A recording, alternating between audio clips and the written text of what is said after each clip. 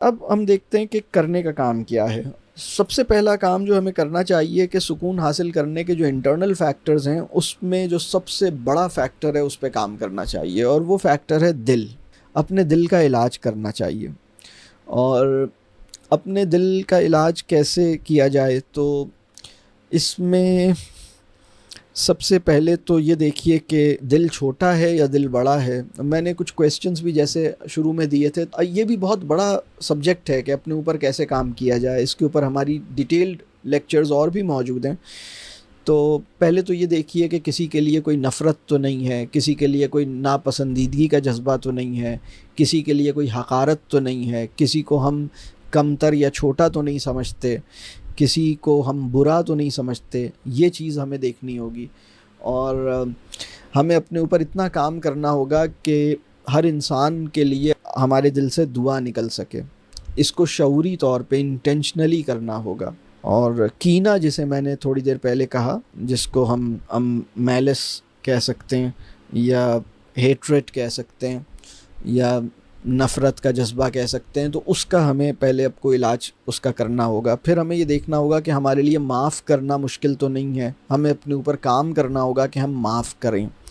اور اس میں ایک بڑی اہم بات ہے کہ معاف کرنا ہم پہ فرض نہیں ہے. تو بہت سے لوگ یہ سوچتے ہیں کہ بھئی چونکہ معاف کرنا فرض نہیں ہے اس لیے میری مرضی میں معاف نہیں کر رہا. لیکن اس میں بڑی دلچسپ بات یہ ہے کہ جب ہم دل میں رکھتے ہیں اور معاف نہیں کرتے تو معاف کرنا فرض تو نہیں ہے، لیکن معاف نہ کرنے کے جو نقصانات ہیں وہ اتنے زیادہ ہیں.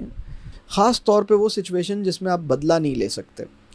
اگر کسی نے آپ کے ساتھ زیادتی کی ہے اور آپ بدلہ نہیں لے سکتے، بدلہ بھی نہیں لے سکتے اور معاف بھی نہیں کر رہے، تو ایسی سچویشن میں اس کا کوئی بھی نقصان نہیں ہے، نقصان آپ کا اپنا ہے.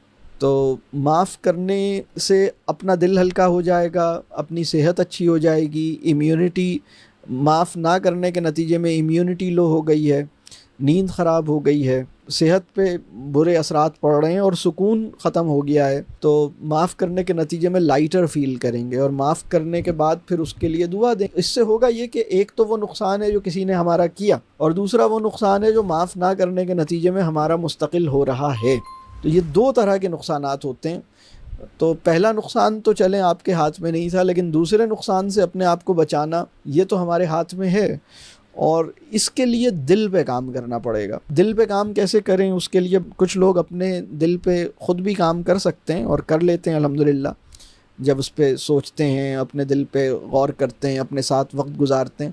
لیکن دل پہ کام کرنے کا ایک طریقہ یہ بھی ہے کہ بھئی کسی اچھے مربی سے جڑیں اور کسی ایسے انسان سے دوستی کریں، تعلق بنائیں جس کا دل بہت بڑا ہو، جس کے لیے معاف کرنا آسان ہو، جس کے لیے دوسروں کی زیادتی کو بھول جانا آسان ہو، جس کا ایمان بہت مضبوط ہو. تو اس کے لیے بہرحال کسی ماحول میں آنے سے ذرا فائدہ ہوتا ہے. تو اس موضوع پر ہمارے بہت سارے لیکچرز ہیں، میں ابھی اسی لیے اس کی زیادہ ڈیٹیل میں نہیں جا رہا. لیکن دل کا علاج کرنا جو ہے نا، اس میں دل کی بیماریاں کیا ہیں. تو سب سے بڑی بیماری جو کینہ میں نے بات کی، کینہ کے ساتھ ہی نا حسد بھی سمجھ لیں ایک بہت بڑی بیماری ہے. حسد بھی یہ ہے کہ کسی کا فائدہ، کسی کی خوشی، کسی کی کامیابی کو دیکھ کر اگر غم ہو رہا ہے تو یہ حسد ہے، اور یا برا لگ رہا ہے تو یہ حسد ہے. تو یہ بھی اس وقت دنیا میں بہت زیادہ ہو گیا ہے. اور اگر حسد موجود ہے تو سکون ختم. سکون نہیں. حسد جو ہے وہ نیکیوں کو بھی کھا جاتا ہے، حسد سکون کو بھی کھا جاتا ہے، حسد صحت کو بھی کھا جاتا ہے. حسد جو ہے وہ بہت سے مسائل پیدا کرتا ہے. حسد جو ہے برکت ختم کر دیتا ہے، سکون ختم کر دیتا ہے، نیند کی کوالٹی خراب کر دیتا ہے، امیونٹی ختم کر دیتا ہے. کینہ اور حسد جو ہے یہ بالکل ریلیٹڈ ہیں ایک دوسرے سے. پھر کبر جو ہے، ایروگنس، وہ ایک پرابلم ہے. انا کے مسائل پرابلم ہیں.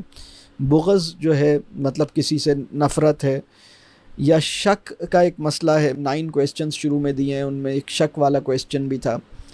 تو یہ بھی ایک بہت بڑا پرابلم ہے جس کی وجہ سے لوگوں کا سکون ختم ہو گیا ہے. اسی طرح بدگمانی جو ہے، کچھ غلط اسمپشنز ہیں، کسی کے بارے میں غلط انہوں نے اسیوم کر لیا، یہ سب مطلب مسائل ہیں. غیبت بہت بڑا مسئلہ ہے. تو یہ سب چیزیں جو ہیں وہ دل کے مسائل میں آتے ہیں.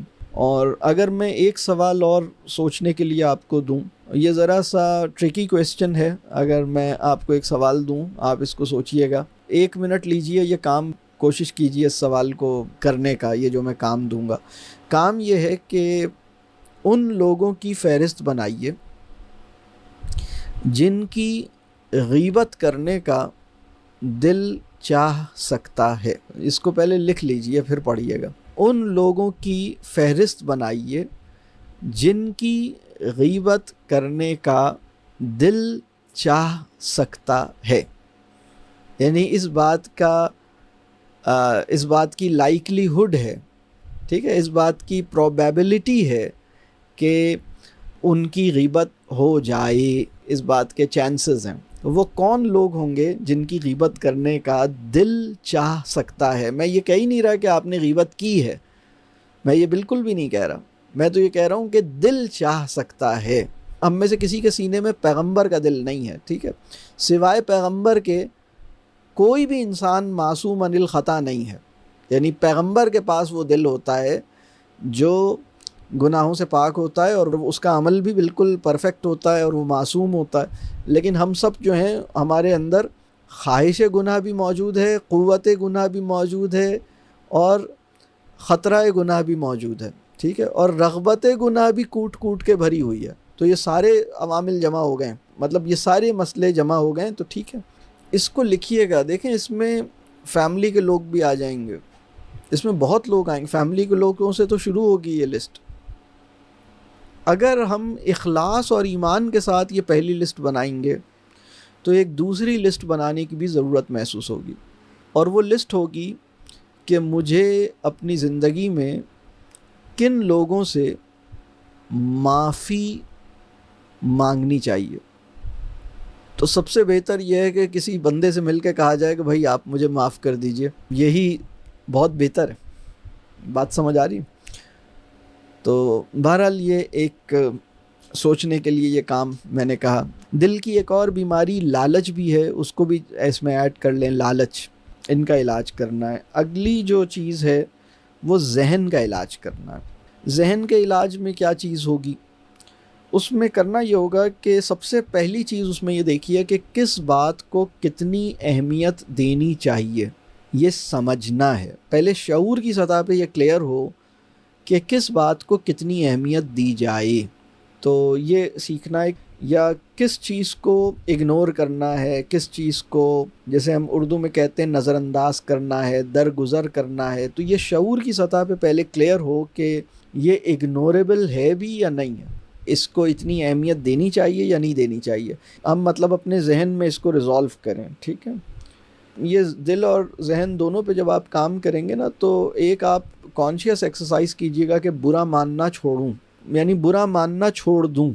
اگر آپ یہ کوشش کریں گے کہ میں برا ماننا چھوڑ دوں، تو پھر آپ اس قابل ہوں گے کہ کم برا مانیں گے، کم از کم ہر بات کا برا نہیں مانیں گے. پھر آپ اس جگہ پہنچیں گے. اگر آپ یہ کانشیس ایفرٹ کریں گے کہ مجھے برا نہیں ماننا، تو پھر آپ اس جگہ پہ پہنچیں گے کہ آپ بہت سی چیزوں کا برا نہیں مانیں گے، ہر بات کا برا نہیں مانیں گے، اور پھر برا ماننے والی باتیں خود ہی کم رہ جائیں گی. اسی طرح ایک سوال اس میں یہ سوچنا چاہیے کہ جن چیزوں کو مجھے درگزر کرنا چاہیے یا جو چیزیں مجھے نظر انداز کرنی چاہیے، اگر میں نے ان کو نظر انداز نہیں کیا یا ضرورت سے زیادہ اہمیت دی تو کیا نقصان ہوگا، اور وہ نقصان کس کا ہوگا. اگر میں نے برا ماننا نہ چھوڑا، اگر میں نے نظر انداز کرنا یا درگزر کرنا نہ سیکھا، یا کسی چیز کو ضرورت سے زیادہ اہمیت دی، تو کیا نقصان ہوگا اور وہ نقصان کس کا ہوگا. یہ سوال لکھیں اور اس سوال کے ساتھ ہی کچھ ٹائم گزاریں، اس سوال پہ سوچیں. انشاءاللہ اس سوال پہ فوکس کرنے سے ہی انشاءاللہ بہت بہتری ہوگی. پھر اسی طرح ذہن کے علاج میں ایک کام یہ بھی ہے کہ بھول جانے والی بات کو بھولنے کی کوشش کی جائے. وہ چیزیں جن کو بھول جانا چاہیے، جن کو ذہن سے نکال دینا چاہیے، بار بار اس کو ہم پروسیس کر رہے ہیں. ایک سائیکل ہے جو ہم سب کے اندر نیچرلی چلتی رہتی ہے، اور وہ سائیکل یہ ہے کہ ہم کچھ پرسیو کرتے ہیں یا کنزیوم کرتے ہیں. ٹھیک ہے، کچھ نہ کچھ ہمارے اندر جاتا ہے، پھر ہم اسے پروسیس کرتے ہیں، اور پھر ہم اس کے بعد کچھ جنریٹ کرتے ہیں. تو تین چیزیں ہو گئیں. کچھ ہمارے اندر جاتا ہے، چاہے وہ کسی بھی شکل میں جائے، کوئی ڈیٹا جا رہا ہے، کوئی منظر ہم نے دیکھا، کوئی بات ہم نے سنی، کوئی چیز ہم نے لی. ٹھیک ہے، ہمارے شعور میں کوئی چیز گئی، ہمارے احساس کی سطح پہ کوئی چیز آئی. ہمارے اندر کیا جا رہا ہے، پھر ہم اس کے ساتھ کیا کر رہے ہیں، اور پھر اس کے نتیجے میں ہمارے اندر سے کیا نکل رہا ہے۔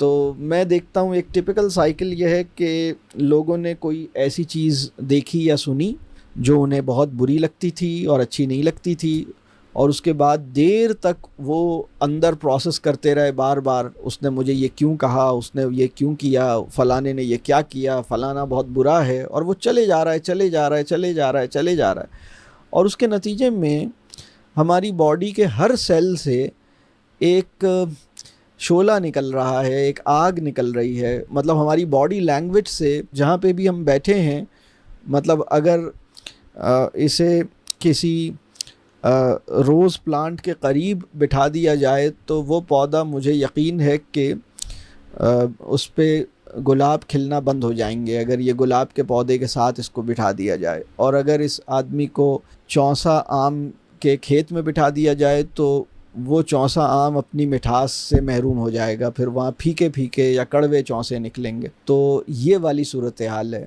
اور کیونکہ وہ مسلسل اس کے اندر یہ بات آ رہی ہے کہ انہوں نے میرے ساتھ یہ کیا، انہوں نے میرے ساتھ یہ کیا، اور وہ اس کے اوپر جیسے ایک سوئی اٹک گئی ہے۔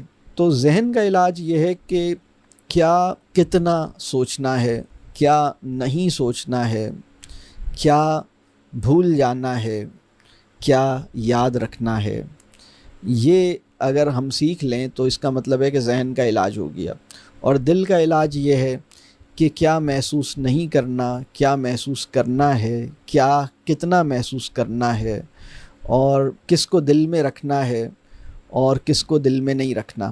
اصل میں دل بھی گڑبڑ ہو گیا ہے اور شعور اور ذہن بھی گڑبڑ چل رہا ہے، اس کی وجہ سے بہت زیادہ خرابی پیدا ہو گئی ہے۔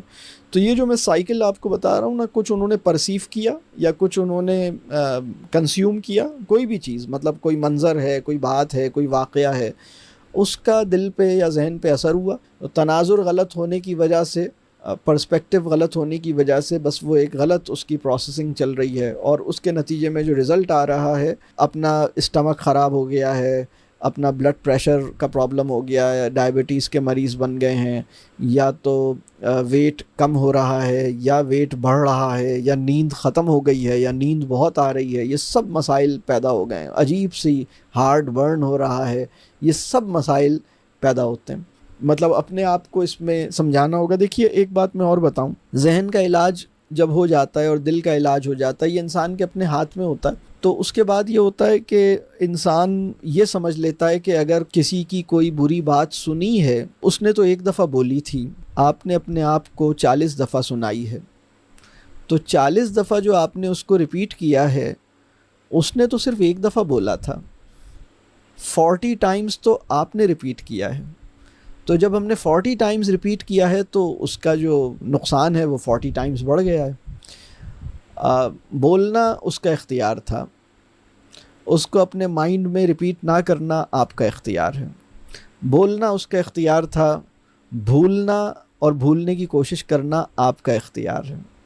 تو بولنا اس کا اختیار تھا، اس نے بول دیا، اس نے ایک غلط بات بول دی، لیکن اس کو 40 دفعہ دہرایا ہے، تو نہ دہرانا آپ کا اختیار تھا، بھولنا آپ کا اختیار تھا۔ کس بات کو کتنی اہمیت دینی ہے، کتنی توجہ دینی ہے، اہمیت دینی بھی ہے یا نہیں دینی، تو یہ تو آپ نے سوچنا ہے، یہ بات آپ نے سوچنی ہے۔ میں آپ کو بتاؤں، آپ نے اپنی زندگی میں بہت ساری چیزیں نوٹس نہیں کی، بالکل بھی نوٹس نہیں کی، بہت سی چیزیں نوٹس نہیں کی آپ نے، اور زندگی میں بہت مطلب آپ مزے سے گزر گئے، لیکن کبھی کبھی کیا ہوتا ہے کہ یہ جو نوٹسنگ کا جو کمپاس ہے نا، یہ بگڑ جاتا ہے، یہ ان چیزوں کے اوپر اوور اٹینشن دینے لگتا ہے جن کو نہیں دینی، اور یہ ذہن کی ٹریننگ ہے۔ اور دل اور ذہن کا علاج جو ہے، یہ میں کہوں گا کہ آپ پہلے انٹرنل فیکٹرز پہ کام کریں جو ذہن اور دل سے متعلق ہیں، اور جب آپ یہ کریں گے تو انشاءاللہ اس سے بہت بہتری ہوگی۔ اچھا، ایک اور تیسرا فیکٹر ہے جو ذہن کے ساتھ ہی جڑا ہوا ہے، لیکن میں اس کو الگ بتا رہا ہوں، اور وہ ہے علم نافع اور تناظر۔ اب یہ کیا چیز میں کہہ رہا ہوں علم نافع؟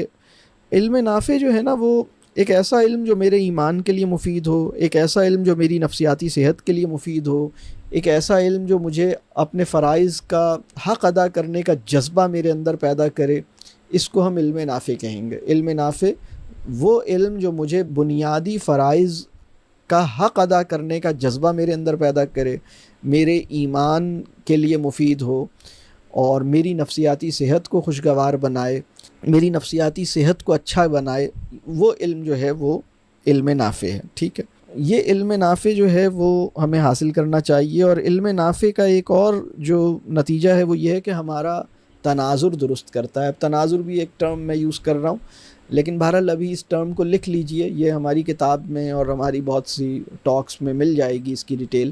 اگر علم نافع آ جائے اور انسان کا اللہ سے تعلق بن جائے تو پھر جو چیز بھی آپ کو پریشان کر رہی ہے بس آپ اس سے کہہ دیں، اور جب آپ نے اس سے کہہ دی ہے تو بس پھر اس کو کہنے کے بعد بھی اگر آپ آپ کو چھوڑنا پڑے گا نا۔ کبھی ایسا ہوا کہ آپ کا بچہ کسی چیز کے لیے پریشان تھا اور آپ نے اس سے کہا کہ اچھا تم نے اب مجھے بتا دی ہے، اب تم بے فکر ہو جاؤ، اب مجھے بتا دینے کے بعد اب یہ تمہارا مسئلہ نہیں ہے، اب میں دیکھ لوں گا۔ لیکن اگر آپ کو بتانے کے بعد بھی بچہ جو ہے اسی طرح پریشان رہے تو آپ کو اچھا لگے گا کیا؟ تو اللہ کو اپنی بات کہہ دینے کے بعد بھی اگر ہم پریشان ہونا نہیں چھوڑ رہے تو اس کا مطلب یہ ہے کہ ہم نے اللہ کو جو بات بتائی ہے وہ پورے یقین کے ساتھ نہیں بتائی۔ تو اللہ پہ اعتماد کرتے ہوئے اللہ کو بات بتائیے، یہ اعتماد کہ وہ سن رہا ہے۔ تو آپ کا دل اگر پھر بھی آپ کو مزید کچھ تسلی نہیں ہو رہی تو اللہ نے اجازت دی بھی ہے، بار بار بتائیے، اچھی طرح بتائیے، بتاتے رہیے، تو یہ کام آپ کر سکتے ہیں۔ لیکن اللہ کو اپنی بات بتانے کے بعد آپ کا دل ہلکا ضرور ہونا چاہیے۔ اگر آپ کا دل ہلکا ہو ہی نہیں رہا، آپ لائٹ فیل کر ہی نہیں رہے، تو پھر آپ کو ذرا اپنے ساتھ کچھ وقت اور لگانا چاہیے کہ بھائی اس کو مسئلہ بتا دیا ہے جس کے پاس ہر مسئلے کا حل ہے، تو اب کیا مجھے پریشان ہونا چاہیے جب اس کے سپرد کر دیا ہے؟ تو یہ چیز دیکھیے گا۔ اور ایکسٹرنل فیکٹرز میں بھی کچھ چیزیں ہیں۔ ایک چیز یہ ہے کہ بھئی اچھے لوگوں سے تعلق میں شفا ہوتی ہے، علم نافع میں بھی شفا ہوتی ہے۔ علم نافع جو ہے وہ پرانے زخموں کے لیے مرہم ہے اور مستقبل میں لگنے والی چوٹوں کے لیے ڈھال ہے۔ اور علم نافع میں شفا ہے اور اچھے انسانوں سے تعلق میں بھی شفا ہے۔ تو یہ کام اچھے انسانوں سے تعلق بنائیے، اور اس کے بارے میں کہوں گا کہ جن لوگوں سے تعلق ہے ان سے تعلق کو اچھا بنانے کی کوشش کیجیے جس حد تک آپ کر سکتے ہیں۔ اب یہ بھی ریلیشن شپ کے چیلنجز بھی ایک بہت بڑا چیپٹر ہے، اس کے اوپر بھی ہماری ڈیٹیلڈ ویڈیوز موجود ہیں جس پہ میں ابھی نہیں جا رہا۔ یہ موضوع بہت دفعہ ہم نے ڈسکس کیا ہے کہ بھئی ریلیشن شپ کے چیلنجز کیا آتے ہیں، اس میں اگر سامنے والے کے کچھ مسائل ہیں تو اس کو کیسے دیکھا جائے، اس کو کیسے ہینڈل کیا جائے، اس میں ہمارے سامنے کیا آپشنز ہیں۔ تو ہماری ذمہ داری یہ نہیں ہے کہ ہم ہر صورت میں اپنی فیملی کے ہر بندے سے بہت اسٹرانگ بانڈنگ بنانے میں کامیاب ہو جائیں۔ ہماری ذمہ داری یہ ہے کہ ہم اپنے ریلیشن شپ کو اچھا رکھنے کی اپنی طرف سے پوری کوشش کریں۔ بہرحال ہم جب اپنے حصے کا کام کرتے ہیں تو کچھ نہ کچھ بہتری ضرور ہوتی ہے۔ اور دوسری بات یہ کہ اگر ریلیشن شپ اچھا نہیں بھی بن پا رہا تو کم از کم ہم اپنے اوپر اتنا کام کر سکتے ہیں کہ اپنا نقصان کرنا چھوڑ دیں، ہم اپنے آپ کو نقصان سے بچا لیں۔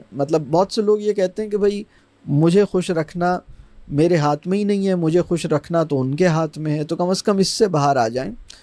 جب ہم اپنے اوپر کام کریں گے نا تو ہم اس پوائنٹ پہ آ جائیں گے کہ اپنے آپ کو خوش رکھنا، خوش رکھنے کا مطلب یہ ہے کہ اپنے آپ کو ٹھیک رکھنا، اپنا موڈ خراب نہ ہو، اپنی ذہنی اور نفسیاتی صحت خراب نہ ہو، اور ہم کم از کم اپنی زندگی میں مطمئن ہو کے آگے چل سکیں، شکر گزاری کے ساتھ آگے چل سکیں، نا امیدی اور مایوسی سے اپنے آپ کو بچائیں، اور دوسروں کی باتوں کو فیل کرنے سے اپنے آپ کو بچائیں، اپنا دل اپنی طرف سے صاف کر لیں۔ کم از کم اس پوائنٹ پر ہم اپنے آپ کو لے جا سکتے ہیں اگر ہم اپنے اوپر کام کریں گے۔ تو بہرحال یہ تو ابھی صرف ایک جیسے آؤٹ لائن سے ڈسکس ہو رہی ہے، ابھی بھی یہ ایک الگ سوال پیدا ہوگا کہ بھئی یہ کیسے کریں گے۔ ایسا نہیں ہے کہ یہ آج کے لیکچر کو سننے کے بعد آدمی پورا اپنے دل کا علاج اور یہ سب چیزیں آ جائیں گی، اس پہ تو ٹائم لگانا پڑے گا۔ یہ تو میں صرف ایک آؤٹ لائن دے رہا ہوں کہ ان ایریاز پہ کام کریں گے اور یہ ایک لانگ ٹرم ورک ہے تو پھر یہ چیزیں اچیو ہوں گی۔ ایسا نہیں ہے کہ اس کو بس ایک آپ نے چٹکی بجائی اور یہ چیز ہو گئی، یا کوئی میجک وینڈ نہیں ہے کہ بس آپ نے ایک جادو کی چھڑی لہرائی اور سب کچھ رزلٹ آ گیا، ایسا نہیں ہے۔ اچھا دوسری چیز جو ہے جو ایکسٹرنل فیکٹرز ہیں یا اور کچھ اس کے علاوہ کچھ چیزیں ہیں وہ میں آپ سے شیئر کر لوں. نیچر کے ساتھ اپنے ریلیشن شپ کو بہتر کیا جائے. دیکھیں ہم میں سے سب کو یہ فیل ہوتا ہوگا کہ نیچر میں ایک سکون محسوس ہوتا ہے. جب آپ تازہ ہوا میں جاتے ہیں، واک کرتے ہیں تو آپ کو اچھا لگتا ہے، آپ فریش ایئر میں ہوتے ہیں، ارلی مارننگ کا جو سورج ہے اس کو دیکھتے ہیں، کھڑے ہوتے ہیں تو اچھا فیل ہوتا ہے.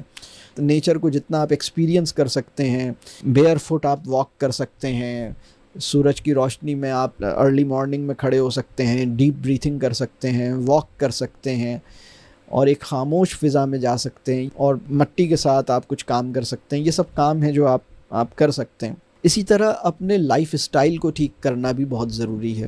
بہت سے لوگوں کی زندگی میں سکون اس لیے نہیں ہے کیونکہ ان کی جو آنتیں ہیں، ان کا جو انٹسٹین ہے اور ان کی جو سٹمک ہے اس میں گڑبڑ چل رہی ہے. ان کے ڈائجسٹو سسٹم ہی ٹھیک نہیں رہتا، ان کو کانسٹیپیشن رہتا ہے، ان کو اس طرح کے مسائل ہیں تو وہ بالکل انٹرنلی بڑی مشکل میں ہیں.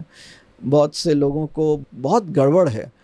تو اس کے لیے ضروری ہے کہ اپنے لائف اسٹائل کو ٹھیک کیا جائے، اپنے سلیپ سائیکل کو ٹھیک کیا جائے، اپنے فوڈ کے معاملات کو ٹھیک کیا جائے. تو یہ لائف اسٹائل کے اوپر میری ایک پوری کتاب آ چکی ہے، طرز زندگی. اس کتاب کو آپ لے سکتے ہیں. اس میں جس کو بھی سلیپنگ کا کوئی بھی چیلنج ہے اس کے اندر کافی ڈیٹیل میں اس پہ کچھ گائیڈ کیا گیا ہے کہ آپ کیا کر سکتے ہیں اور اپنی فوڈ آپ کی کیسی ہونی چاہیے، لائف اسٹائل کیسا ہونا چاہیے، اس میں نیچر کے ساتھ تعلق کیسے بنایا جائے، اس کے اوپر بہت ایک گائیڈنس موجود ہے. اس پہ کام کیا جائے. اسی طرح شور کو اپنی لائف سے کم کیا جائے. نوائز جو ہے وہ ایک بہت بڑا چیلنج ہے. اور دیکھیے اس میں ایک مثال دوں کہ بہت سے لوگوں کے موبائل فونز میں جو رنگ ٹون ہے وہ انجوریس ہے. کوئی بھی انسان ایسی گھنٹی سنے گا تو وہ زخمی ہوگا. ٹھیک ہے، تو آپ کی جو رنگ ٹون ہونی چاہیے وہ سافٹ ہونی چاہیے اور اس کا جو والیوم ہے وہ کم ہونا چاہیے. بہت سے لوگ جو ہیں وہ سوتے سے اٹھنے کے لیے جو الارم لگاتے ہیں وہ بہت لاؤڈ ہے اور بہت مطلب خطرناک ہے. بلکہ میں مذاق میں کہتا ہوں کہ بہت سے لوگ سونے کے لیے چھوٹا موٹا سور سننا چاہتے ہیں. مطلب یعنی آپ کو یہ پتہ ہے کہ نوائز کیا چیز ہے. اللہ تعالیٰ قیامت برپا کرے گا ایک خاص قسم کی نوائز کے ذریعے. مطلب ایک ایکسٹریم لیول نوائز ہوگی جس سے قیامت پیدا کی جائے گی. ٹھیک ہے نا، پوری دنیا ختم ہو جائے گی ساؤنڈ سے. تو ساؤنڈ اتنی خطرناک چیز ہے. تو ہمیں بہت سمجھ کا معاملہ کرنا چاہیے. اگر آپ کو لگتا ہے کہ آپ کی باڈی آپ کو خود سے جگانے میں ناکام رہتی ہے اور آپ ابھی اس سطح پہ نہیں ہیں کہ خود سے اٹھ سکیں اور آپ کو کسی میکینیکل یا کسی کلاک کی یا کسی الارم کی ضرورت ہے یا محتاجی ہے، تو کم از کم آپ اتنا ضرور کیجئے کہ اس کی جو ساؤنڈ ہے وہ سافٹ ہو اور لو ہو. یعنی جیسے کوئی سرگوشی میں دھیرے سے آپ کو آواز دے اور اس آواز پہ آپ اٹھ جائیں. وہ ایک دھماکہ نہ ہو، وہ ایک چنگھاڑ نہ ہو. اور اسی طرح جو موبائل کی جو رنگ ٹون ہے یہ بھی ایسی ہی ہونی چاہیے. اسی طرح مطلب اگر آپ کوئی ویڈیو لیکچر سن رہے ہیں تو بھائی اس کو دھیمی آواز پہ سنیے. یہ جو نوائز ہے نا یہ بھی ایک بڑا مسئلہ ہے. لوگوں کو اندازہ نہیں ہے، لوگ کانسٹنٹ نوائز میں رہتے ہیں. تو اس کو دیکھنے کی ضرورت ہے. بہرحال ابھی میں یہاں پہ اپنی بات کو روکتا ہوں. میں نے کیا کیا باتیں کی ہیں. شروع میں نے 9 کویسچنز شیئر کی ہیں جن پہ میں نے کہا کہ یہ آپ اپنے کچھ قریبی ساتھیوں سے پوچھیے، اس پہ فیڈ بیک لیجئے اپنے بارے میں اور ان پہ خود بھی ریفلیکٹ کیجئے، اپنے آپ کو ایسس کیجئے. پھر میں نے یہ بات کی کہ کچھ انٹرنل فیکٹرز ہیں، کچھ ایکسٹرنل فیکٹرز ہیں جو ہمیں سکون کے حوالے سے بڑے اہم ہیں. ایکسٹرنل فیکٹرز اور انٹرنل فیکٹرز کا تھوڑا سا میں نے ذکر کیا. اور میں نے یہ بھی کہا کہ جس طرح ایکسٹرنل انوائرمنٹ آپ کی انر کنڈیشنز کو انفلوئنس کرتا ہے، بالکل اسی طرح انر کنڈیشنز آپ کے ایکسٹرنل انوائرمنٹ کو بھی انفلوئنس کرتی ہیں. تو یہ دونوں کا ایک دوسرے پہ اثر ہے. ٹھیک ہے، بڑا آدمی جو ہوتا ہے وہ اپنی باہر کی دنیا کو اپنے اندر کی خوبصورتی، اپنے اندر کا یقین، اپنے اندر کی پاکیزگی، اس کے نتیجے میں باہر کی دنیا کو تبدیل کرنے میں کامیاب ہو جاتا ہے اور اس کے اثرات اس کے ماحول پہ پڑتے ہیں. اور جو معاشرے میں عام لوگ ہوتے ہیں وہ ایسے ہی ہوتے ہیں کہ وہ باہر کے اثرات اپنے اندر لیتے ہیں لیکن اپنے اندر سے کوئی چیز باہر نہیں ان کے، مطلب جو پازیٹیو اثرات کی بات کر رہا ہوں. پھر میں نے اس کی کچھ مثالیں بھی دی تھیں.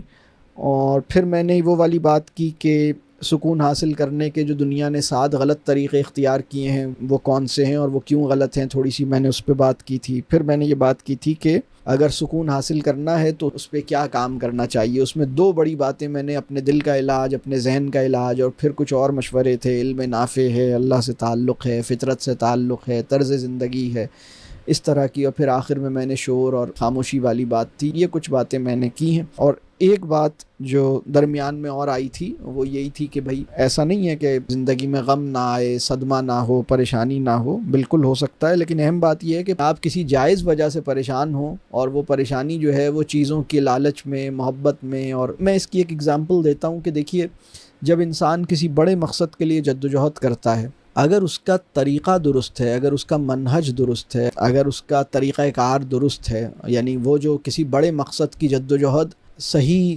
انداز سے کی جا رہی ہے، تو یہ تو ممکن ہے کہ آپ بہت قربانی دیں، یہ بھی ممکن ہے کہ آپ کو کسی موقع پہ جسمانی تھکن کا احساس ہو، لیکن یہ نہیں ہوگا کہ آپ کے دل پہ اور آپ کے ذہن پہ بوجھ ہو، آپ اینگزائٹی اور اسٹریس کا شکار ہوں، آپ جو ہیں وہ گھبراہٹ کا شکار ہوں، آپ جو ہے وہ خوف کا شکار ہوں، آپ کی نفسیاتی صحت خراب ہو۔ یہ نہیں ہوگا، بلکہ آپ لائٹ فیل کریں گے۔ آپ کی تھکن میں بھی ایک سکون اور ایک سرور اور ایک خوشی اور ایک شکر کا جذبہ ہوگا۔ ایون اگر آپ سیکریفائس دیں گے تو بھی آپ کے اندر شکر اور خوشی اور اطمینان اور سکون اور بہت ایک اچھی فیلنگز ہوں گی۔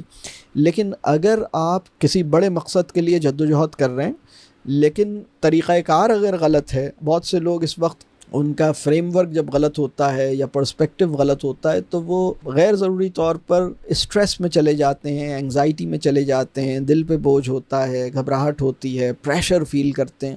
وہی پریشر فیل کرتے ہیں جیسے کہ کارپوریٹ ورلڈ کے اندر اس وقت کسی بہت ہی سینسٹیو پوزیشن پہ کوئی ایسا بندہ ہے جس کا بہت بڑا پورٹ فولیو ہے اور اس کے اوپر بہت پریشر ہے اور اس کے اوپر کام کا لوڈ ہے اور وہ بہت بڑے پروجیکٹ کے ٹاپ پہ ہے اور وہ آنسریبل ہے، تو اس کے اوپر جتنا لوڈ اور جتنا پریشر فیل ہوتا ہے، بعض اوقات اس طرح کے پریشرز لوگ فیل کر رہے ہوتے ہیں، اور اس کی وجہ یہ ہے کہ وہ اپنے کام کو ایک کارپوریٹ اسٹائل میں کرنے کی کوشش کر رہے ہوتے ہیں۔ لیکن جب ہم اس کو اپنے روایتی انداز میں کرتے ہیں، روایتی سے مراد اپنے نیچرل انداز میں کرتے ہیں اور ریلیکس ہوتے ہیں، تو یہ مسئلے نہیں پیدا ہوتے۔ اللہ تعالیٰ آسانی فرمائے، اللہ تعالیٰ ہم سب کو اطمینان اور اعتماد اور سکون والی زندگی اور شکر گزاری کی توفیق دے اور ہمیں شکر ادا کرنے والوں میں بنائے۔